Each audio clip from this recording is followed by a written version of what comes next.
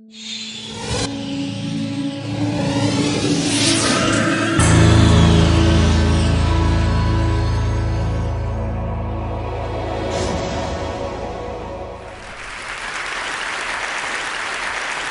are losing our listening.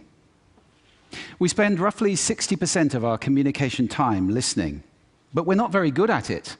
We retain just 25% of what we hear. Now, not you, not this talk, but that is generally true.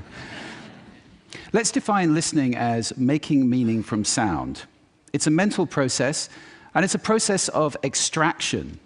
We use some pretty cool techniques to do this. One of them is pattern recognition. So in a cocktail party like this, if I say, David, Sarah, pay attention, some of you just sat up. We recognize patterns to distinguish noise from signal, and especially our name. Differencing is another technique we use. If I left this pink noise on for more than a couple of minutes, you would literally cease to hear it. We listen to differences, we discount sounds that remain the same. And then there is a whole range of filters.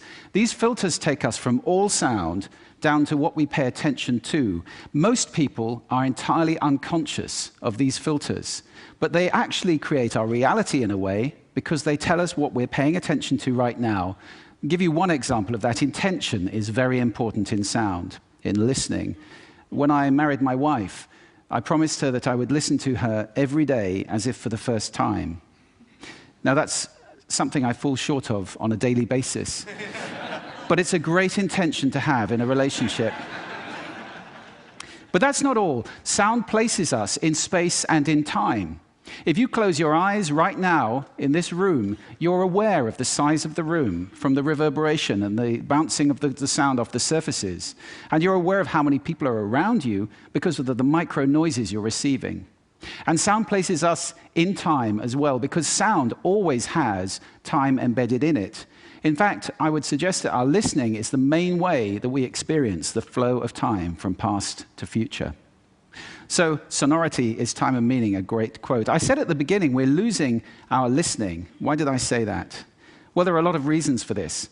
First of all, we invented ways of recording. First, writing, then audio recording, and now video recording as well. The premium on accurate and careful listening has simply disappeared. Secondly, the world is now so noisy.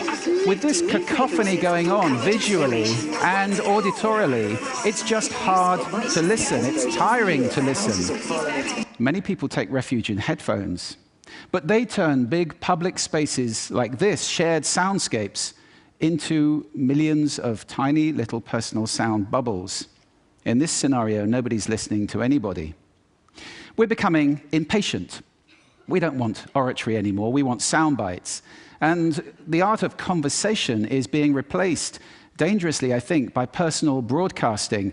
I don't know how much listening there is in this conversation, which is sadly very common, especially in the UK. We're becoming desensitized. Our media have to scream at us with these kind of headlines in order to get our attention. And that means it's harder for us to pay attention to the quiet, the subtle, the understated. This is a serious problem that we're losing our listening. This is not trivial, because listening is our access to understanding. Conscious listening always creates understanding, and only without conscious listening can these things happen. A world where we don't listen to each other at all is a very scary place indeed. So I'd like to share with you 5 simple exercises, tools you can take away with you to improve your own conscious listening. Would you like that? Yes. Good. The first one is silence. Just 3 minutes a day of silence is a wonderful exercise to reset your ears and to recalibrate so that you can hear the quiet again. If you can't get absolute silence, go for quiet. That's absolutely fine. Second, I call this the mixer. So even if you're in a noisy environment like this, and we all spend a lot of time in places like this, listen in the coffee bar to how many channels of sound can I hear? How many individual channels in that mix am I listening to? You can do it in a beautiful place as well, like a lake. How many birds am I hearing? Where are they? Where are those ripples? It's a great exercise for improving the quality of your listening. Third, this exercise I call savoring, and this is a beautiful exercise. It's about enjoying mundane sounds. This, for example, is my tumble dryer. It's a waltz. 1, 2, 3, 1, 2, 3, 1, 2, 3. I love it. Or just try this one on for size.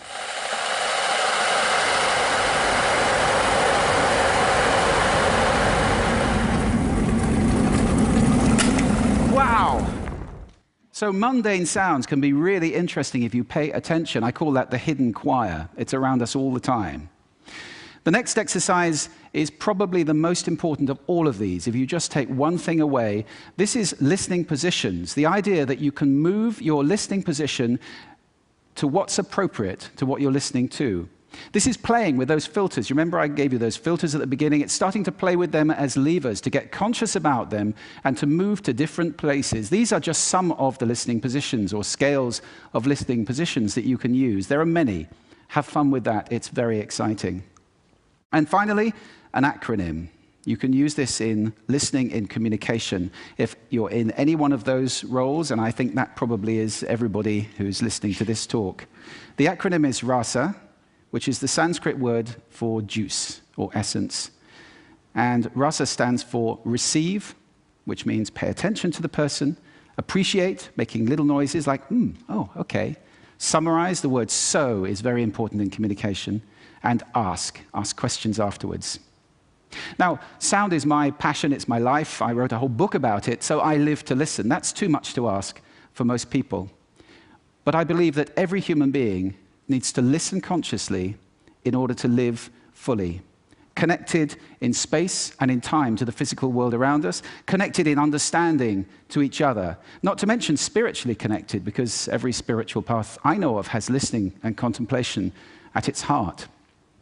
That's why we need to teach listening in our schools as a skill. Why is it not taught? It's crazy. And if we can teach listening in our schools, we can take our listening off that slippery slope to that dangerous, scary world that I talked about and move it to a place where everybody is consciously listening all the time, or at least capable of doing it. Now, I don't know how to do that, but this is TED. And I think the TED community is capable of anything. So I invite you to connect with me, connect with each other, take this mission out, and let's get listening taught in schools and transform the world in one generation to a conscious listening world, a world of connection, a world of understanding, and a world of peace. Thank you for listening to me today.